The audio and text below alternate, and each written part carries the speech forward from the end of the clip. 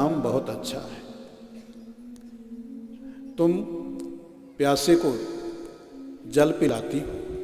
कोई पथिक यात्रा करते करते थक करके चकनाचूर हो गया और उससे प्यास लगी हो तो नदी प्रवाहित हो रही है, नदी के जल का पान करके वो अपनी प्यास को शांत कर लेता है। किसान को सींचने के लिए नदी जल देती है। किसी को स्नान करना है, नदी कहती आओ मुझ में स्नान करो। वस्त्र साफ करना है, नदी निमंत्रण देती है आओ मुझ में वस्त्र साफ करो। लेकिन नदी से किसी ने कहा तुम्हारा काम उल्टा है, तुम बह करके उस समुद्र की ओर जा रही हो जो जल का भंडार है। तुम्हें तो रेगिस्तान में जाना चाहिए जहां जल की जरूरत है। नदी ने कहा देखो भाई, आपको मुझसे जो सेवा लेनी है ले सकते हो। आपको प्यास लगी हो मेरे जल का पान करो, स्नान करना है मुझ में स्नान करो, खेत को सींचना है मेरे जल को ले लो, खेत को सींचो। मैं परोपकार कर रही हूं, लेकिन मेरा लक्ष्य है समुद्र। मैं समुद्र से जब तक मिल नहीं जाऊंगी तब तक मुझे शांति नहीं। जैसे नदियां समुद्र से मिलने के लिए व्याकुल रहती हैं, बेचैन रहती हैं, इसी प्रकार धन संपत्ति धर्मात्माओं के पास जाकर के उनसे मिलने के लिए बेचैन रहती है। राजा धर्मात्मा होता है, प्रजा भी धर्मात्मा होती है, सुख संपत्ति की कमी नहीं रहती। लेकिन जब अधर्मी राजा होता है तो अधर्मी राजा अन्याय, अधर्म, अत्याचार करता है और उसके पाप का फल प्रजा को भी भोगना पड़ता है। बड़े संकट आते हैं, बड़ी बड़ी आपत्तियां आती हैं। श्री भरत ने शासन को संभाला तो प्रजा को बहुत प्रसन्नता हुई। श्री भरत जी अपनी प्रजा से बहुत स्नेह करते हैं, बहुत प्रेम करते हैं। माता पिता जैसे अपनी संतानों से, अपने बच्चों से बहुत ही स्नेह प्रेम करते हैं। माता पिता अपने बच्चों की, संतानों की एक एक रुचि का कितना ख्याल रखते हैं, कितना ध्यान रखते हैं। श्री भरत उसी प्रकार अपनी प्रजा का बहुत ध्यान रखते हैं। राजा के ऊपर हजारों लाखों व्यक्तियों की जिम्मेदारी रहती है, तो राजा का कर्तव्य है प्रजा का ध्यान रखे। भगवान श्री राम से प्रश्न किया गया, ये बताइए आपका इष्ट कौन है, आपका आराध्य कौन है। अरे भाई, हमको आपको मनुष्य शरीर मिला है, मानव जीवन अनमोल है। 84 के चक्र में भटक रहा था ये जीव, पशु पक्षी, कीड़ा मकोड़ा, गधा घोड़ा, नाली का कीड़ा, न जाने क्या क्या हम बनते रहे, कितनी हमारी दुर्दशा हो रही थी।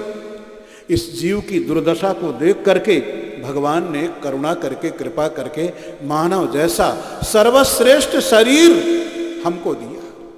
मनुष्य शरीर को पाने का मतलब है अंतिम अवसर, अंतिम मौका भगवान ने दिया है। अगर इसको पा करके चूक गए, ये मानव जैसा अनमोल जीवन खा पी करके, विषय भोग करके, लड़ झगड़ करके अंत कर देने के लिए नहीं है। मनुष्य शरीर मिला है केवल परमात्मा को प्राप्त करने के लिए, केवल परमात्मा को प्राप्त करने के लिए मानव जीवन मिला है। हमारा कोई इष्ट होना चाहिए, हमारा कोई एक आराध्य होना चाहिए। आजकल लोगों से पूछा जाए आपका इष्ट कौन है, आप किसकी पूजा करते हो, तो क्या कहेंगे, महाराज जी हम तो सबकी पूजा करते हैं, सबकी पूजा, हम सबको मानते हैं। समझ लेना ये कुछ नहीं करता है, ये किसी को नहीं मानता। संसार के कार्य करेगा 23 घंटे, स्नान करेगा 2 घंटे तक, श्रृंगार करेगा शरीर का 1 घंटे तक, और पूछा जाए कुछ पूजा पाठ करते हो तो कहेगा हाँ, भगवान को अगरबत्ती दिखा देते हैं। तुम्हारे अगरबत्ती दिखाने से क्या हो जाएगा, कुछ करना चाहिए। हमारा कोई एक इष्ट होना चाहिए जिसकी हम आराधना करें। एक ही साधे सब सधे, एक में सबका दर्शन करें और सब में अपने इष्ट का दर्शन करें। भगवान श्री राम से प्रश्न किया गया आपका इष्ट कौन है, आपका आराध्य कौन है। तो भगवान श्री राघवेंद्र सरकार कहते हैं, देखो स्नेहम दयाम च सौख्यम च यदि वह जानकीमपि आराधनाय लोकस्य मुञ्चतो नास्ति मे व्यथा, मुञ्चतो नास्ति मे व्यथा। आराधनाय लोकस्य। भगवान श्री राघवेंद्र सरकार कहने लगे, मेरी प्रजा ही मेरा इष्ट है, मेरी प्रजा ही मेरा इष्ट है। अपनी प्रजा को प्रसन्न करने के लिए मैं सब कुछ कर सकता हूं। स्नेह करना मेरा सहज स्वभाव है, प्रेम करना मेरा सहज स्वभाव है, लेकिन मैं स्नेह का त्याग कर सकता हूं, प्रेम का त्याग कर सकता हूं। स्नेहम दयाम, दया करना भी मेरा सहज स्वभाव है। दूसरे के दुख को देख करके मैं रह नहीं सकता, लेकिन मैं दया का भी त्याग कर सकता हूं। सीता मुझे प्राणों से बढ़कर के प्रिय हैं, लेकिन मैं सीता का भी त्याग कर सकता हूं। यदि वह जानकीमपि, लक्ष्मण जो मेरा भाई है, मुझे सीता से भी बढ़ करके वो प्यारा है, उस लक्ष्मण का भी त्याग कर सकता। क्यों? आराधनाय लोकस्य, अपनी प्रजा को सुख देने के लिए। भगवान श्री राम कहने लगे, प्रजा को सुख देने के लिए सीता का भी त्याग कर सकता हूँ, लक्ष्मण का भी त्याग कर सकता हूँ, अपने संपूर्ण सुखों का त्याग कर सकता हूँ। और देखिए, राम जी ने केवल कहा नहीं, करके दिखाया।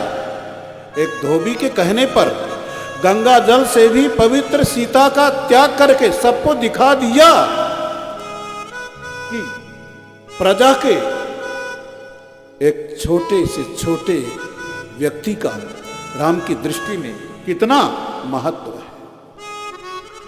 अंत में लक्ष्मण जी का भी त्याग कर दिया प्रजा के कारण।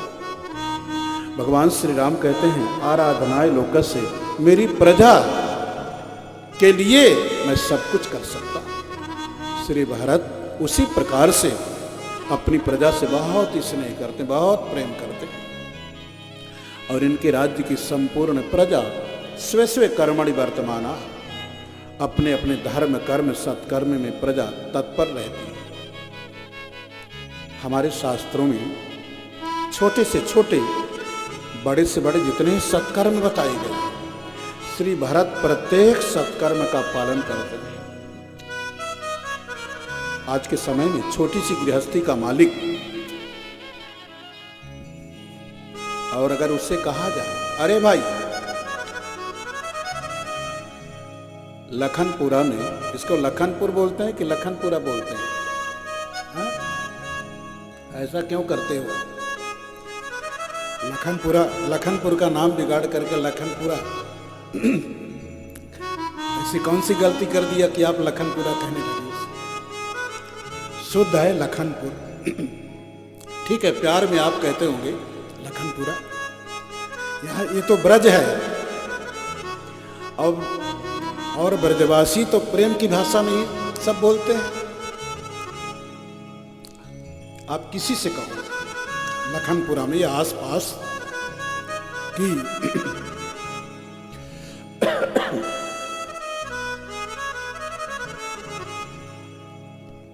लखनपुरा में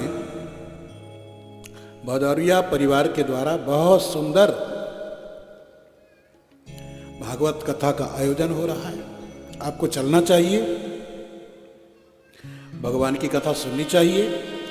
वो क्या कहेगा, अरे भाई हमारी सिर पर बहुत बड़ी जिम्मेदारी है, बहुत बड़ा बोझ है, हमारे पास बिल्कुल समय नहीं है। कोई तो कह देते हैं हमको तो मरने की भी फुर्सत नहीं है, लेकिन भाई मरने के लिए तो समय निकालना ही पड़ेगा।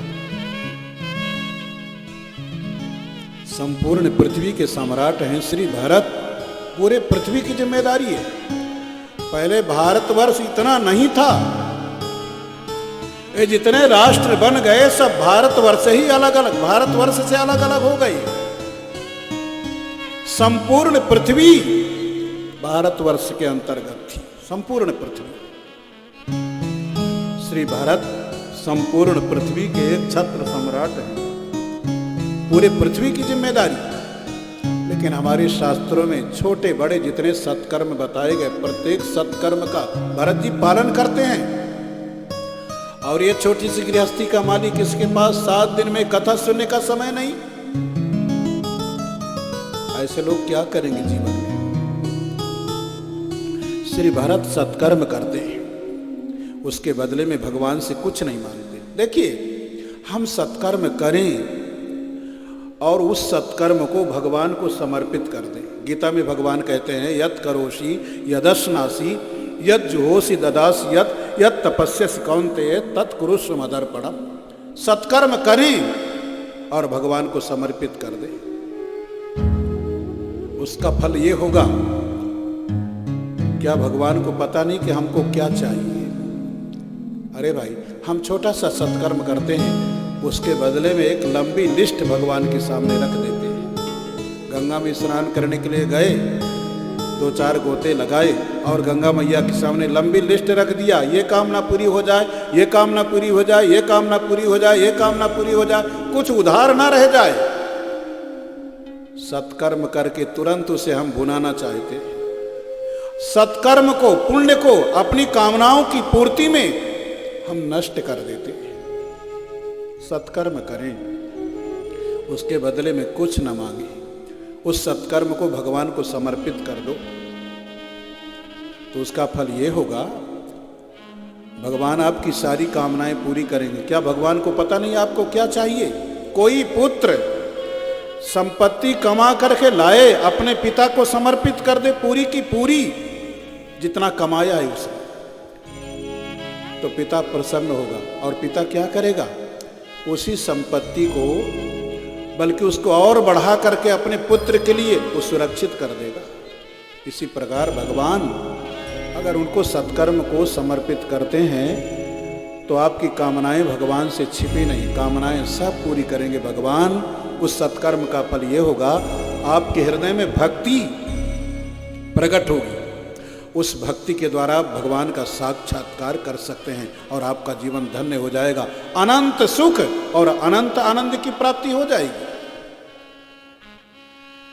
श्री भरत सत्कर्म करते हैं, बदले में कुछ नहीं मांगते। उनके हृदय में भक्ति भाव जागृत हुआ। अब भक्ति भाव के कारण श्री भरत जी को ये राजपाट, ये संसार का व्यवहार अच्छा न लगने लगा।